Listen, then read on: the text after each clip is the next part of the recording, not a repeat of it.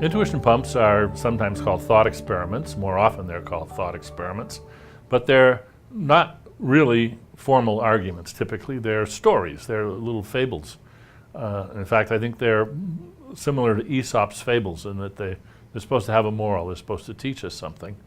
And what they do is they lead the audience to an intuition, a conclusion, where you sort of pound your fist on the table and you say, oh yeah, it's got to be that way, doesn't it? And if it achieves that, then it's pumped the intuition it was designed to pump. These are persuasion machines, little persuasion machines that philosophers have been using for several thousand years. I think that intuition pumps are particularly valuable when there's confusion about just what the right questions are and what matters to answer the question. I think we're all pretty good at using examples to think about things, and intuition pumps are usually rather vivid examples that are from which you're supposed to draw a very general moral.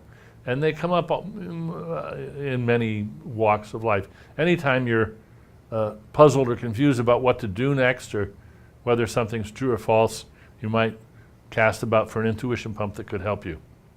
When I first coined the term intuition pump, it's when Doug Hofstadter and I were working on the mind's eye, which has lots of intuition pumps, lots of thought experiments in it.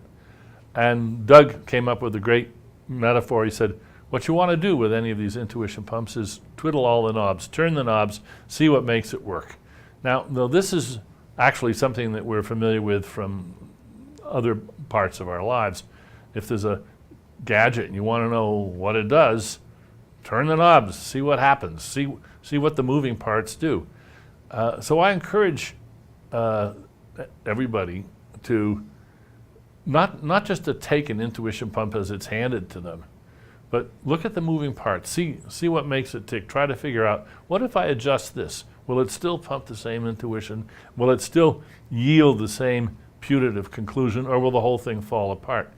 And it's interesting to see that a lot of times philosophers will make an intuition pump which seems to do great work until you start turning the knobs, and then you realize that it actually depends on your not thinking clearly about some aspect of the problem. Then you've exposed it as not a good intuition pump, but as actually a sort of negative one. I call them boom crutches because they explode in your face.